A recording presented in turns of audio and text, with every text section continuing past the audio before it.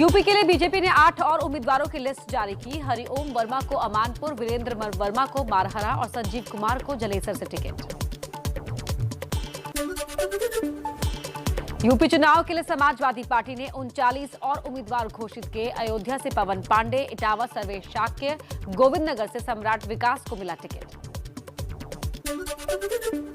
39 की लिस्ट में एसपी ने मिश्रिक से भी उतारा उम्मीदवार। राजभर का दावा, एसपी कैंडिडेट एसबी/एसटी के निशान पर लड़ेगा चुनाव। बड़ा सवाल, क्या गठबंधन में सब ठीक नहीं है?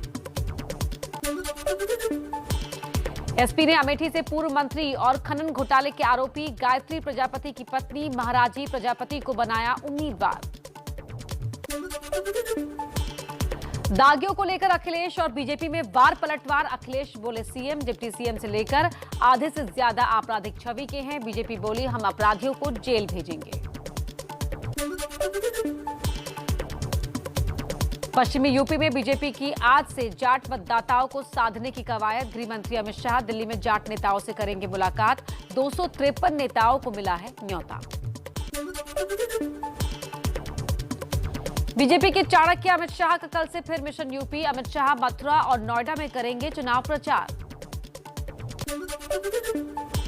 सूत्रों के मुताबिक यूपी के लिए जारी होने वाले बीजेपी के संकल्प पत्र में मथुरा का हो सकता है जिक्र। किसानों के बिजली बिल को लेकर बड़ी राहत की घोषणा भी संभव। कांग्रेस के बड़े नेता और पूर्व मंत्री आरपीएन सिंह बीजेपी में शामिल। पीएम मोदी की तारीफ की, बोले कांग्रेस अब पहले जैसी पार्टी नहीं रही।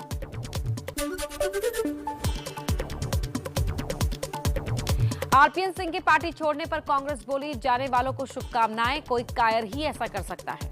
मुझे नहीं लगता कि कोई भी व्यक्ति कांग्रेस में रहकर हमारी बिल्कुल विपरीत आइडियोलॉजी की पार्टी में जा सकता है। शायद ये काम कायर ही कर सकता।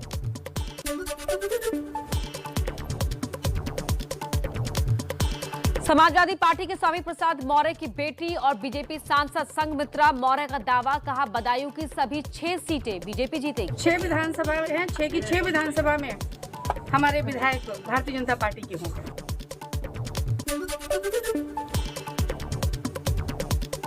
यूपी के मेरठ में समाजवादी पार्टी के प्रत्याशी आदिल चौधरी पर एक समुदाय को धमकी देने का आरोप। वायरल वीडियो से आदिल पर उठे सवाल।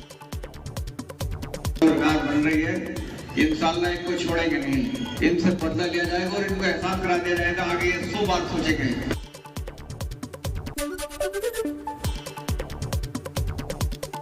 दिल्ली में पंजाब को लेकर देर रात तक चली बीजेपी कोर ग्रुप की बैठक। पंजाब के बाकी बचे उम्मीदवारों के नाम पर जल्द मोहर लगने की उम्मीद। आइए कुछ और सियासी खबरें आपको बता देते हैं फटाफट अंदाज में। पंजाब चुनाव के लिए कांग्रेस ने 23 और उम्मीदवारों का ऐलान किया। बटाला से अश्विनी सेखड़ी, जगरांव से जगतार सिंह जग्गा और अमरगढ़ से समित सिंह को टिकट।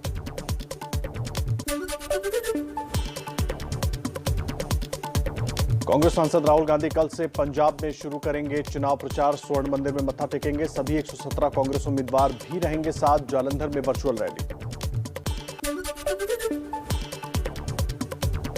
कैप्टन के बयान पर मान और सिद्धू ने साधा निशाना। सिद्धू बोले कैप्टन को बिजली के झटके लगवाओ। मान ने कहा कैप्टन ने तो डीजीपी की नियुक्ति भी पाकिस्तान के कहने पर की। ਇਹਦਾ ਪੰਜਾਬ ਦੀ ਪ੍ਰਗਤੀ ਨਾਲ ਕੀ ਕੰਸਰਨ ਹੈ?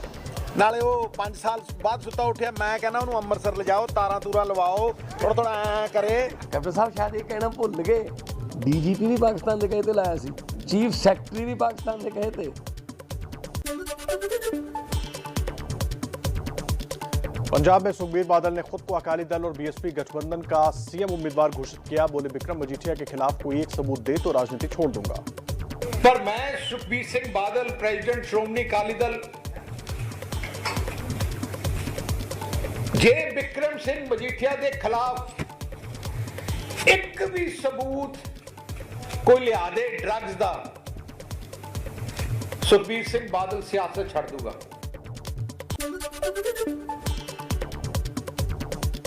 उत्तराखंड के सीएम पुष्कर धामी ने हरिद्वार में भरा पर्चा। कांग्रेस पर हमला बोला। कहा कांग्रेस अपनी घोषणा पत्र सिर्फ भरने के लिए भरती है, वादे पूरे नहीं करती। हरक सिंह रावत की बहू अनुकृति गुसाई को कांग्रेस ने लैंसडाउन से प्रत्याशी बनाया। पार्टी बदलने के सवाल पर एबीपी न्यूज से बोली कांग्रेस से राजनीति की शुरुआत की है। ये स्टेटमेंट बिल्कुल गलत है कि मैंने कोई पार्टी छोड़ दी। मैंने पहली बार किसी राजनीतिक पार्टी को ज्वाइन किया है और मुझे बहुत खुशी है कि इंडियन नेशनल कांग्रेस के साथ मैंने अपनी राजनीतिक जीवन की शुरुआत की।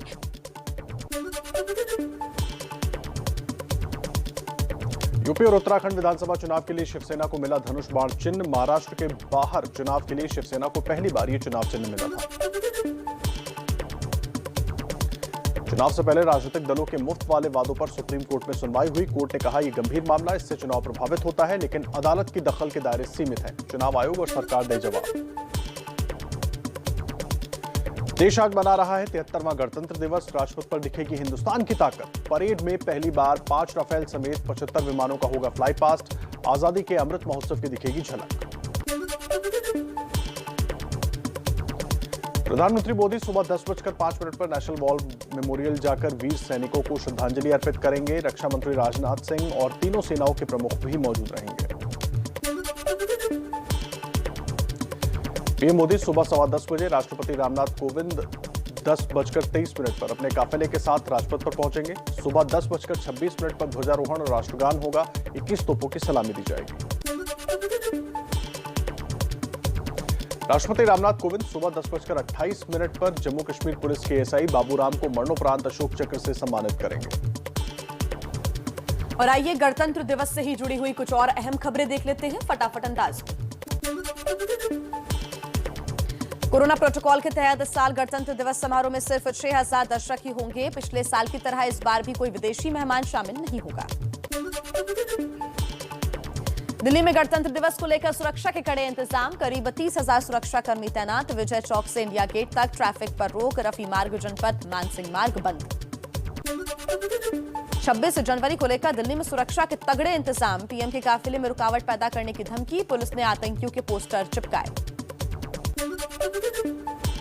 गणतंत्र दिवस की सुरक्षा के लिए दिल्ली में आज दोपहर तक मेट्रो स्टेशन पर नहीं हो रही है पार्किंग।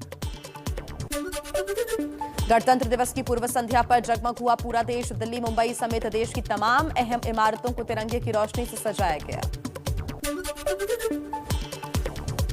राष्ट्रपति रामनाथ कोविंद ने देशवासियों को 73वें गणतंत्र दिवस की शुभकामनाएं दी। कहा अधिकार और कर्तव्य एक ही सिक्के के दो पहलू। कोविड नियमों का पालन करना राष्ट्र धर्म। कोरोना से सभी को सतर्क रहना है।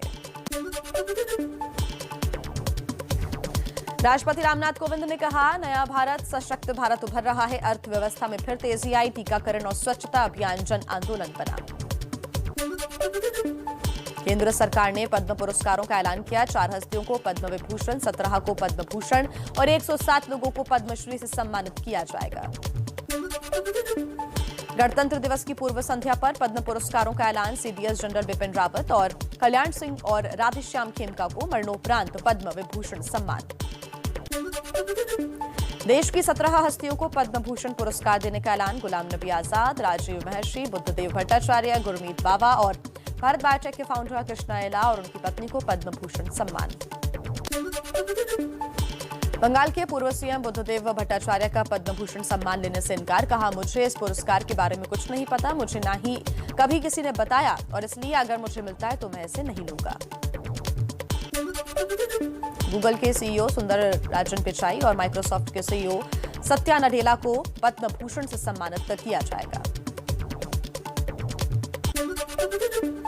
पैरालंपियन भाला फेंक एथलीट देवेंद्र झाझरिया को पद्म भूषण सम्मान से सम्मानित किया जाएगा। पैरा निशानेबाज अवनी लेखरा और पैरा शटलर प्रमोद भगत को पद्मश्री सम्मान। गायक सोनू निगम और प्रोफेसर नजमा अख्तर को भी मिलेगा पद्मश्री।